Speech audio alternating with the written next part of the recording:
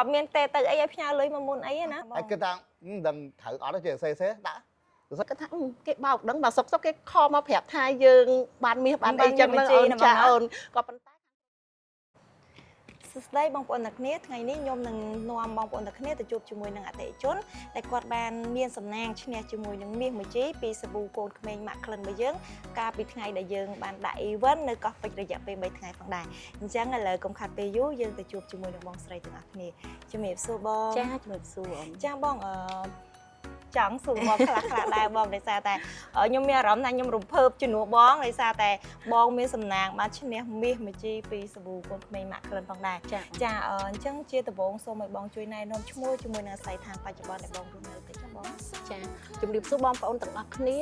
នាងខ្ញុំឈ្មោះលេងធីតាមកពីរាជធានីភ្នំពេញចាបងខ្ញុំឈ្មោះសុកសុផាថ្ងៃហ្នឹងខ្ញុំរស់នៅពុជតង់នៅភ្នំពេញនៅភ្នំពេញឯងបងណា bà nếu xưa bà nhóm ba một trong trẻ ra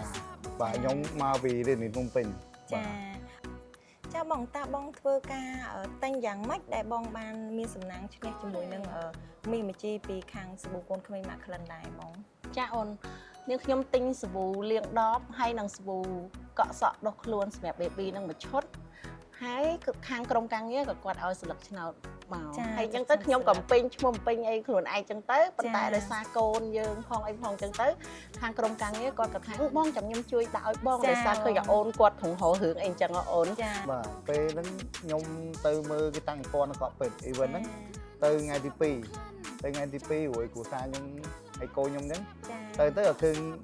chủ vụ khánh cái dây crop hỏi bị môn ma nhưng crop hỏi chết mà cho nam ấy tại pe khi event ấy cái tha cái bộ sân cái chọn lại chứ á ចាបង có trôi xua po miền tới cái ông chọn lại tới cái miền cam thì cái tính chặt bị đọc là tới ban sẵn nọt ចា chẳng ở bên chắc có dương trôi tinh chủ vụ có sọ đọ luôn côn bay đọp 3 ដង bà ចា hay ban sẵn nọt mùi ចាបងដោយសារតែពេលហ្នឹងខ្ញុំបានទៅលេងកម្មវិធីតាំងពីពណ៌កូនក្មេង ចា បន្ទាប់មកទៅខ្ញុំបានទិញសាប៊ូក្លិន2ដបធំហ្នឹងហើយខាង បងតែង2ដបមកសាប៊ូបោកអាវឬក៏សាប៊ូកក់សក់ដុសខ្លួនឬក៏លាងដបដែរ សាប៊ូបោកកៅអៅបង បោកកៅអៅណាចាធ្វើការតែង2ដប ចាហើយបងខាងក្រុមការងារបងបានឲ្យស្លឹកឆ្នោតខ្ញុំមកស្លឹកក៏ទៅសេដាក់ចូលធុង ចាពេលទៅសែហ្នឹងបងមានគិតដល់ថាចេះ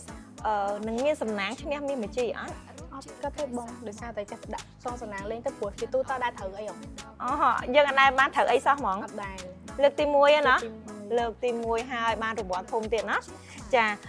ចង់សួរបងដែរពីអារម្មណ៍ពេលដែលក្រុមការងារខលទៅបងថាបងទទួលបានឈ្នះរង្វាន់មាសមួយជីអញ្ចឹងបងមានអារម្មណ៍បែបណាដែរដែលពេលក្រុមការងារខលទៅបង ពេលហ្នឹងមានអារម្មណ៍ថាដូចអត់សូវជឿតែដោយសារតែខាងក្រុមការងារបងគាត់បាន Telegram អត់អីទិដ្ឋានទៅបានខាងខ្ញុំអូខេជឿថាបានត្រូវរង្វាន់មែន ចាបានទុកចិត្តណាបងណាអត់មានទេទៅអីឲ្យផ្ញើលុយមកមុនអីណាអូខេបង anh cứ tao đừng thử ở đó chơi xe đã xe hay hot là con hot chẳng ở bên miền sông khâm á មានសង្ឃឹម và ចា về còn giờ tới ở bên mà tẹo bên pôn còn mơ cầm thì cái chạm slot line còn តាម live បង bà mơ tam lái còn chọn xuống có toàn oi mà khai miền một đồ kia mà giới miền một đồ kia tay chăm sông khâm cái lên tủ sáp số đồng bay mới gọi pơ lên tủ sáp anh biết năng một đó với cả chơi pot đang đâm miếng nó mà chi mà đấy ចាបង có xuống ngay không mẹ miệng là chi mà với anh nó đằng đá trồng hay cả số bò xoay xuống gọi là thử miếng chí xuống giờ đang đâm miệng lang mẹ mổ đi buôn ở chơi phải bò này vẫn buôn nổi thì tu đây chứ cái cái dương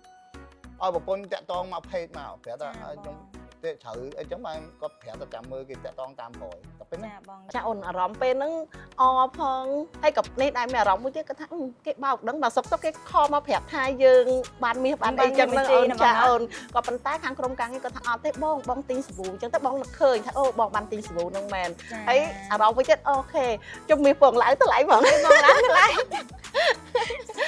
ចា ចា មានពងឡើងថ្លៃផងត្រូវមានវិជីក្រុមការងារខលទៅផងបោកមិនដឹងអីមិនដឹង បង បងណា ដឹងតែសំខាន់ក្រុមការងារគាត់មានប្រាប់ទីតាំងយើងច្បាស់លាស់ហើយគាត់មានបានឲ្យយើងផ្ញើជាលុយជាកាក់អីមកឯងអញ្ចឹងបងគាត់ថាអត់ទេប្រកាសជាបានមែនទេ ចាបងហ្នឹងហើយក្រុមការងារយើងខលតាក់តងទៅបងដើម្បីណាត់បងដើម្បីមកជួបដើម្បីប្រគល់មាសជូនបងផងដែរ ចាអូនចា ចាបងប្អូនសូមអត្តសញ្ញាណបានបងដើម្បីផ្ទៀងផ្ទាត់ជាមួយនឹងឈ្មោះជាមួយក្នុងស្លឹកឆ្នោតតិចបង ចាអូនមានតែនិយាយទៅ ចាលេងធីតាលេខទូរស័ព្ទបងលេខប្រហែលដែរ 070 37 87 25អូន 07 78 02 87 ចាបងឈួនរស្មីដែលមានលេខទូរស័ព្ទ017 78 02 87អញ្ចឹង969197ចាត្រូវឯបង ចាអញ្ចឹងស្លឹកឆ្នោតដែលនៅលើដៃប្អូនដែលបងឈ្មោះសុកសុផាតលេខទូរស័ព្ទ011 969197ចូលរួមមកបសាតដែលបងឈ្នះមាសចំនួន1ជីពីសាប៊ូកូនក្មេងសរីរាង្គម៉ាក់ក្លានមកបសាតបងអញ្ជើញក្រុមការងារដែលគាត់តំណាងឲ្យក្រុមហ៊ុនដើម្បីផ្ដល់មាសចំនួន1ជីជូនទៅដល់បងស្រី ចាអូនអរគុណអូន